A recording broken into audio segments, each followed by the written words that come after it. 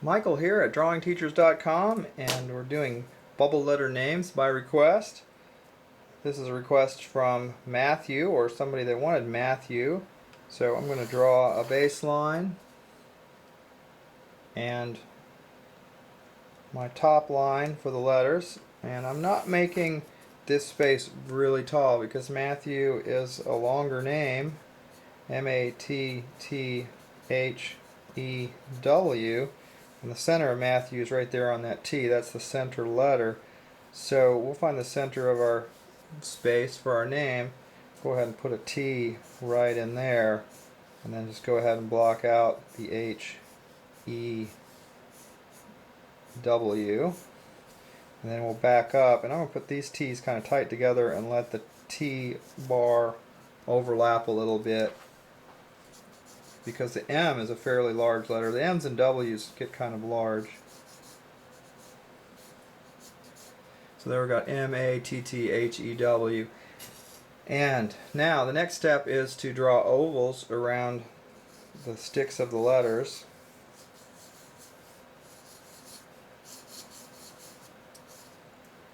And this is going to overlap here.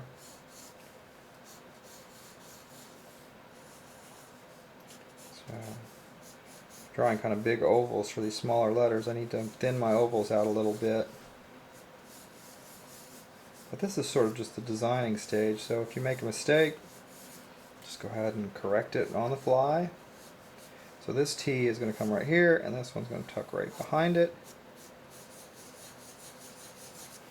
And then this H will connect right behind that.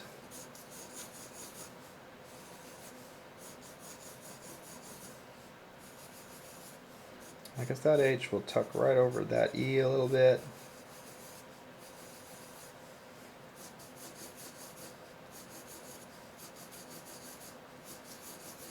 Alright, and there we have M-A-T-T-H-E-W. Let's take a black marker, and we'll trace over this with the black mark, just correcting as we go.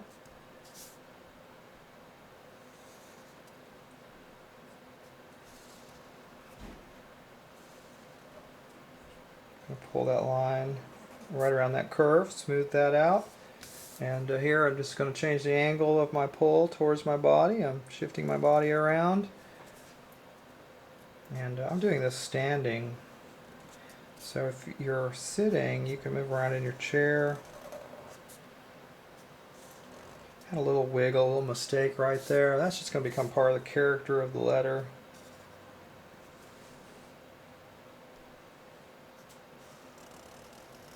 That A is going to overlap the T, so we'll go ahead and just draw that in there. Tuck that under there. Come in here and draw on that triangle. Okay, now for the T, probably the best way for me to do this is turn it so I can pull towards myself. Make sure I get that first line like I want it there. Come around this side and get that part. And that part now I'm going to come back around this way and turn it this way. Just keep pulling towards my body.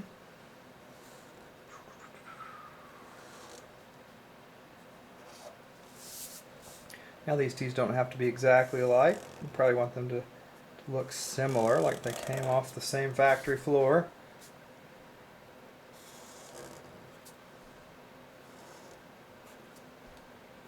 Used to work for a sign company, and we had a fire at the sign company, lost almost everything, and there was a company that we bought plastic letters from, the kind of letters you stick on the side of buildings, and the company's name was Gemini Lettering, and those people sent us a check to help us recover from the fire, and we were just a small sign company that had bought letters from them.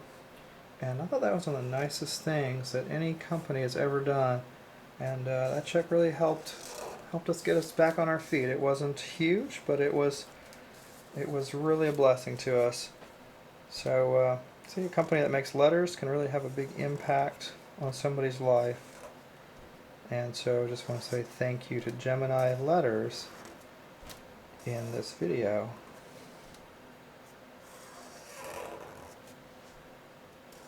Alright, there we go. It's time to clean that up with our kneaded eraser. You can get these at the art supply store. They're really cool. They're stretchy kind of erasers. You squeeze them out in sort of a roll like that. And roll over your drawing, and see it picks up most of the pencil just by rolling over it. I am pressing down firmly with this, applying pressure. And this doesn't get all of the pencil, but it gets enough to really lighten it up. And then we can come back in, knead that graphite back in. Pretty soon it's going to be time for me to buy another kneaded eraser.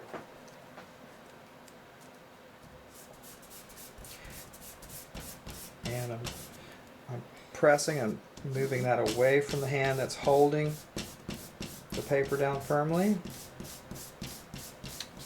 Just using a thin paper here. This is just regular copier paper. Pencil I'm using is called an ebony pencil. You can get it from the art supply store. It's a soft pencil, but I use that primarily so that on the video the pencil lead shows up better. I found that regular pencil just isn't dark enough for the video. It'll be fun, and you should draw as lightly as possible. Okay, so sometimes we've done little effects here, little reflection effects, but we're going to do something a little different with this. I'm going to do some hatching lines down at the bottom of these letters. Shade them in.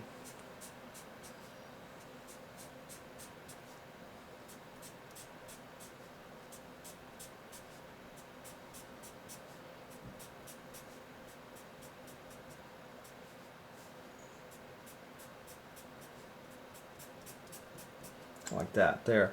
And then I'm going to come around with an outline on these.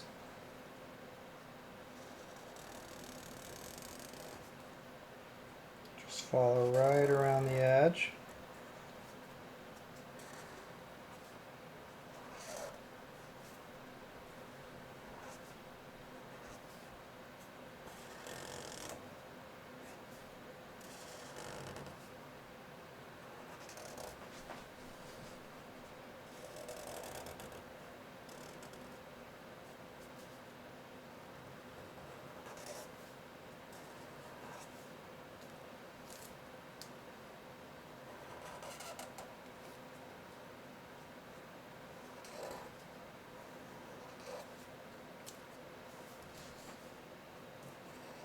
It's tricky to keep the spacing right on this, so give yourself enough room that you don't have to get too terribly tight. It's alright if the spacing varies a little bit over the course of the letters.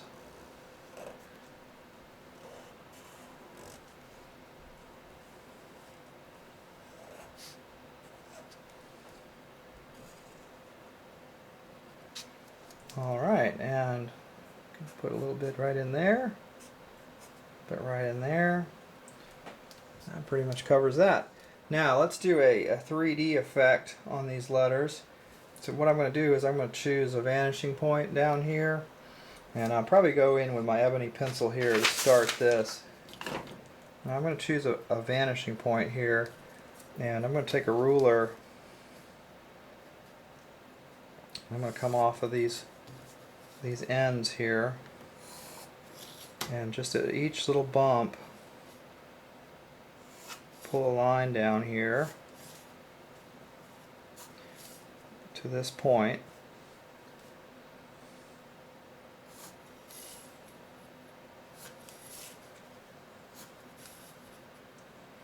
So I'm hitting right there on the edge of that curve. And I haven't done one of these in a while, so if I totally botch this up, well, I'll just have to start over and do another one. Actually, you probably won't even see it because I probably won't even show you the video if I totally botch it up. Alright, so we've got that coming off of there. We're going to now bring that up, follow that line right there. Let's see here, here's a little bit of the curve right here, and I've got to pick a place where I want to sort of cut off this 3D effect. I'm going to use that as my baseline guide for where to turn. This is a kind of challenging letter to do, challenging style to do.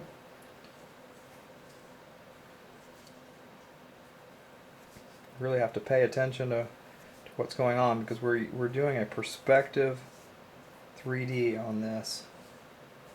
See, and that needs to come a little lower here. All right. So now, pull right off of that edge, and then curl up in there. Pull right off of that edge and that edge. Curl up in there.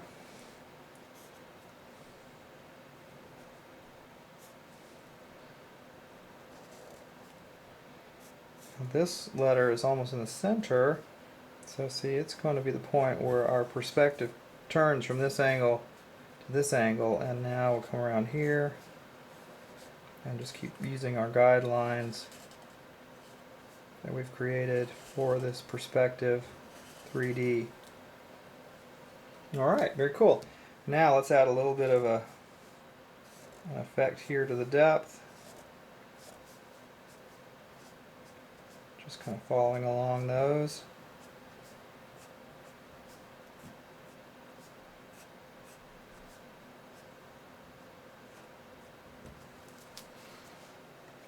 Alright, time to clean this up with an eraser.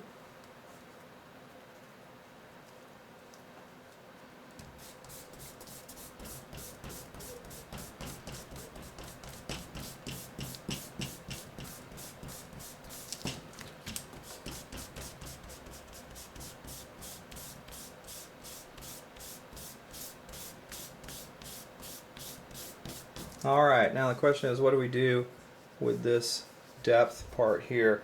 And I'm thinking that we'll take a chance on shading it in black, and if it gets too dark though, it may go a little too far.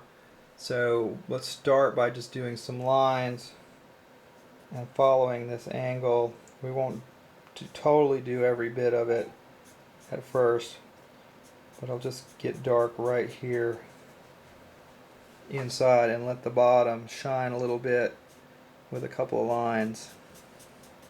You can always go fill that back in.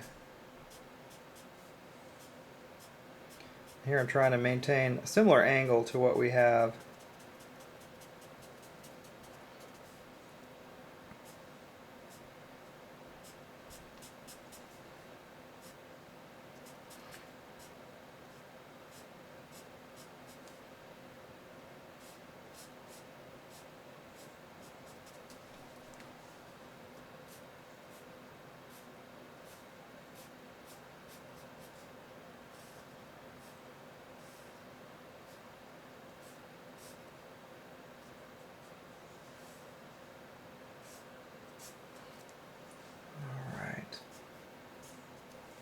Well, I think that's looking pretty cool.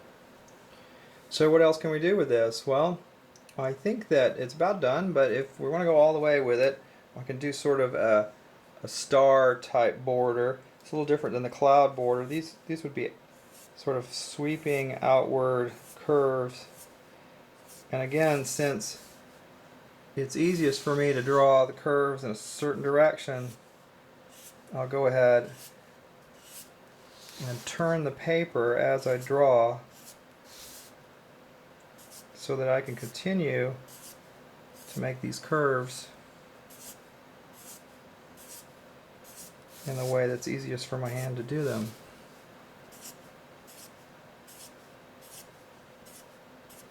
And so the way you get to where you can do these is you just practice. And but a surefire way to get them to be more consistent is to go ahead and work with the way that's easiest for you to do them. So there is kind of cool effect of that sort of burst around the letters. Okay, well that's it for this lesson. Thank you for watching. I hope that you enjoy drawing Matthew in bubble letters, And please subscribe to our lessons at How to Draw and Paint Smart, or How to Draw and Paint is our channel, and drawingteachers.com is our website. So have a great day and keep drawing.